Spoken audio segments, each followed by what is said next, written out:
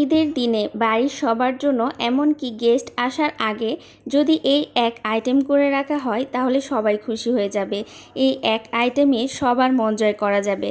জর্দা পোলাও রান্না করা হয় তাও যদি বিয়েবাড়ি স্টাইলে, তাহলে কেমন হয় বলেন তো।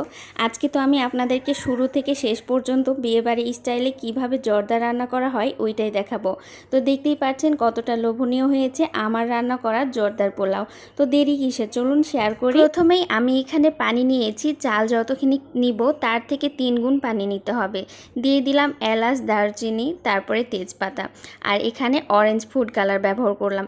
অরেঞ্জ ফুড কালারটা অবশ্যই ব্যবহার করতে হবে, না হলে জর্দার যে রঙটা ওইটা আসবে না।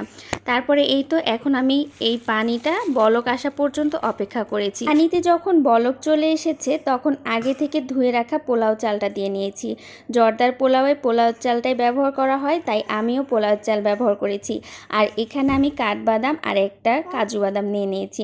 তারপরে এই তো এখন আমি চালটা যখন সিদ্ধ হয়ে যাবে 80%, দেখতেই পাচ্ছেন আমার চালটা অনেকটাই সিদ্ধ হয়ে গেছে সুন্দরভাবে, তখন আমি এই তেজপাতাগুলো, এলাচগুলো সুন্দর করে বেছে বেছে ফেলে দিচ্ছি। আমি এ পর্যায়ে তেজপাতা, এলাচটা ব্যবহার করেছি, এতে করে আমার কাছে ঘ্রাণটা খুব ভালো লাগে। তারপরে এই তো এখন আমি 1 কাপ চিনি দিয়ে নিয়েছি, যেহেতু 1 কাপ চাল ছিল তাই 1 কাপ চিনি দিয়েছি। এখন দিয়েছি 1/3 কাপ পানি। তারপরে দিয়ে দিলাম কমলার রস অথবা মালটার রস, যে কোনো একটা হলেই হবে। 1 চামচ ঘি দিয়ে নিলাম।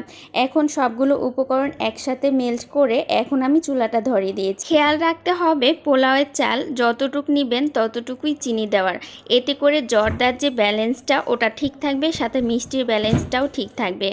এই তো চিনিটা যখন গলে গেছে তখন আমি আগে থেকে সেদ্ধ করা যে চাউলটা ছিল, ভাতটা ছিল, ওইটা দিয়ে নিয়েছি। চালটা সেদ্ধ করার সময় অবশ্যই খেয়াল রাখতে হবে খুব বেশি করে সেদ্ধ করা যাবে না, এতে করে জর্দার যে আসল স্বাদটা ওটা কিন্তু পাওয়া যাবে না। অবশ্যই 80% সেদ্ধ করতে হবে।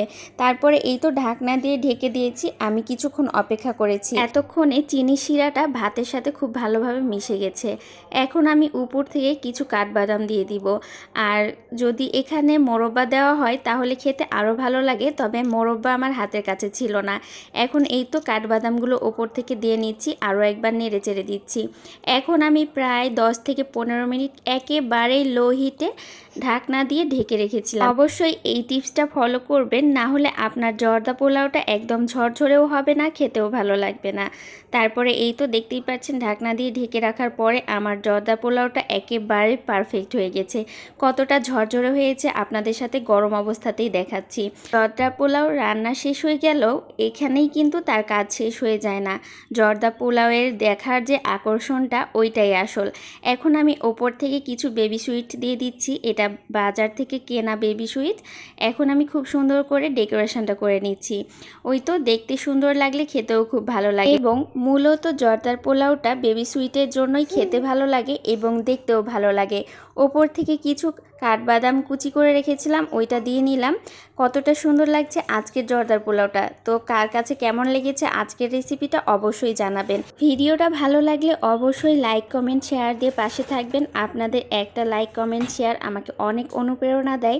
আর এই ঈদে কে কে জর্দার পোলাও করবেন ওইটাও বলে দিবেন। আমি তো ভাবছি ঈদের দিনই জর্দা পোলাওটা করব, কারণ আমার মেয়ে অনেক পছন্দ করেছে। তো আজকের মতো এই পর্যন্তই। আল্লাহ হাফেজ সবাইকে।